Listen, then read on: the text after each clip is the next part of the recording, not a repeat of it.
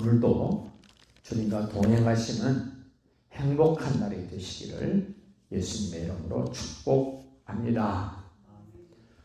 구원 얻게 되는 것을 비밀이라고 부릅니다. 공개된 비밀.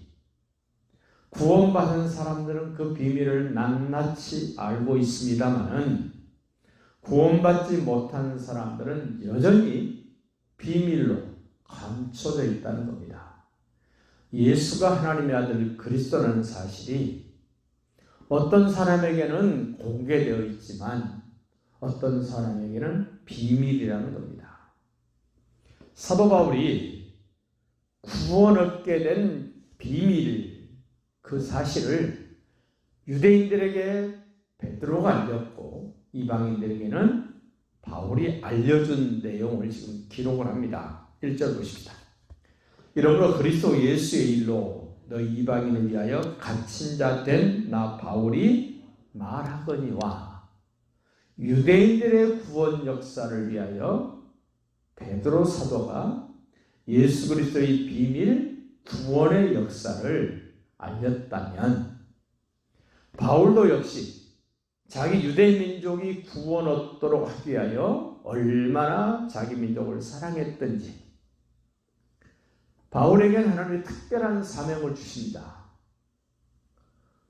네가 유대인의 구원을 그렇게 원한다면 이방인의 구원 얻을 숫자가 채워지면 유대인들에게 구원의 역사가 다시 펼쳐질 터인데 그 이방인의 구원을 위하여 네가 이방인의 사도가 되어야 된다라는 사명을 깨닫고 목숨 걸고 이방인들에게 복음을 전하려 다녔던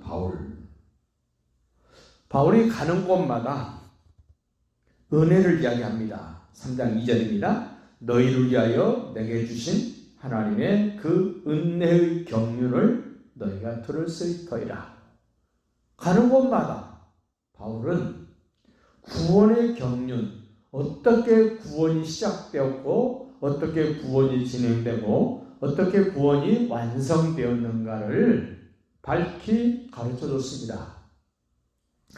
창세기 3장 15절에서 선악과 따먹고 범죄한 아담과 하와에게 찾아오셔서 내가 여자의 후손을 메시아로 보내줄게 라고 약속하신 그 사실로 인하여 때가 차기 때문에 하나님이 마리아의 몸에서 성령으로 잉태된 예수님이 메시아로 오셨습니다.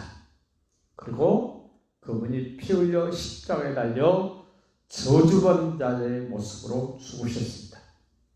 그리고 무덤에 장사 지낸 바 되셨다가 사망 권세를 깨뜨리고 3일 만에 살아나셨습니다.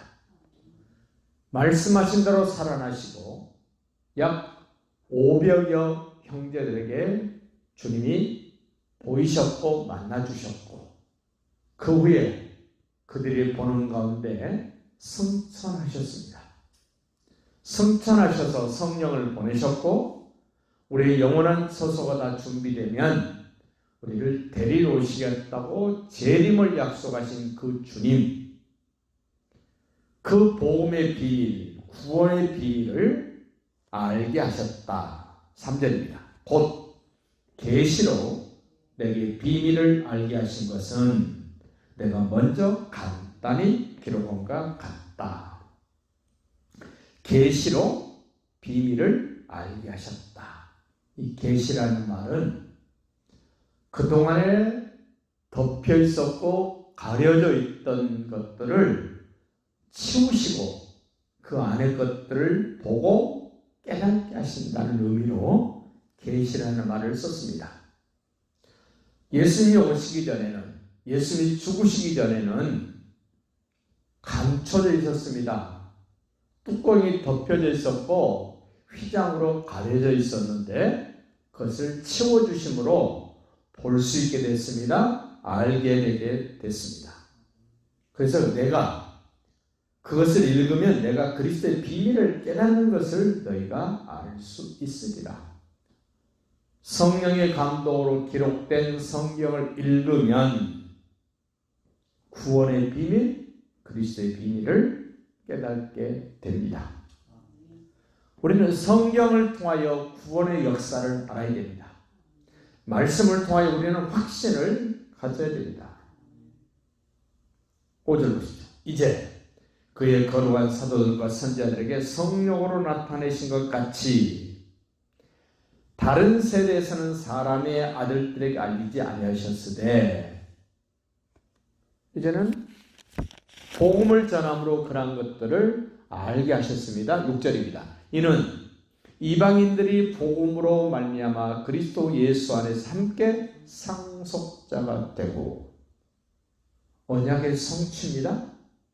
하나님은 나의 아빠가 되고 나는 그분의 자녀로서 상속자가 되어서 아버지 하나님이 가지고 계신 좋은 것들을 상속받게 되는 유대인뿐만 아니라 이방인들도 예수가 하나님의 아들 그리스도라는 사실이 믿어지면 함께 상속자가 됐습니다.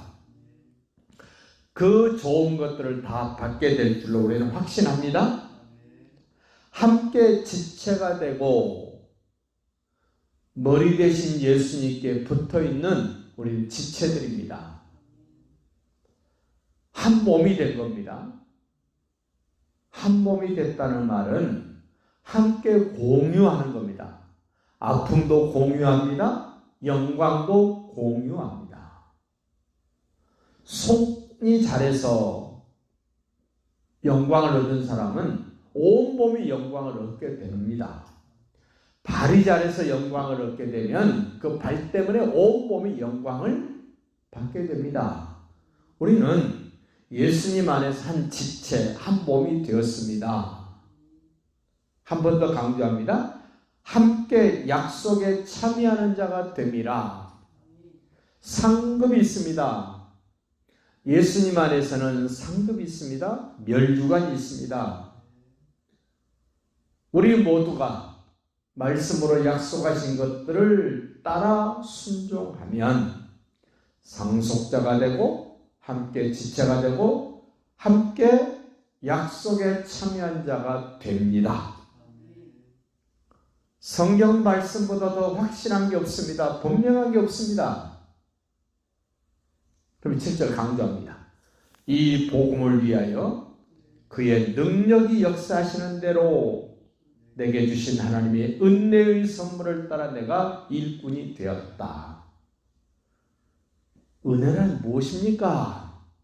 거저 받는 겁니다. 구원은 은혜로 받습니다. 거저 받습니다. 구원은 은혜를 따라서 우리에게 주어진 크나큰 선물입니다. 그래서 오늘 바울이 말합니다. 내게 주신 하나님의 은혜의 선물.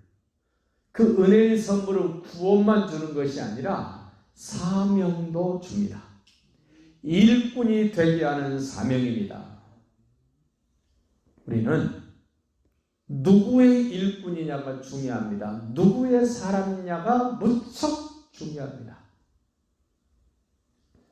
이번에 국회의원 선거 때 보니까 어디 소속이냐가 무척 중요하지 않습니까?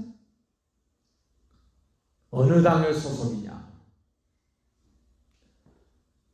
우리는 예수 그리스도에 속해 있는 사람입니다. 하나님의 선물로 구원을 받았고 하나님의 선물로 일꾼이 됐습니다. 하나님의 영광을 위한 일꾼입니다. 복음을 위한 일꾼입니다. 이방인을 섬기기 위한 일꾼입니다. 하나님의 뜻을 이루어드리기 위한 기도의 일꾼입니다. 우리는 한시라도 그러한 것들을 포기할 수 없습니다. 내려놓을 수 없습니다. 언제든지 예수님의 이름으로 기도하여 응답받고 우리 주변에 있는 사람들이 이 은혜의 선물을 받아 기뻐하는 모습을 보면서 행복한 하루하루를 살아갈 수 있기를 예수님의 이름으로 축복합니다.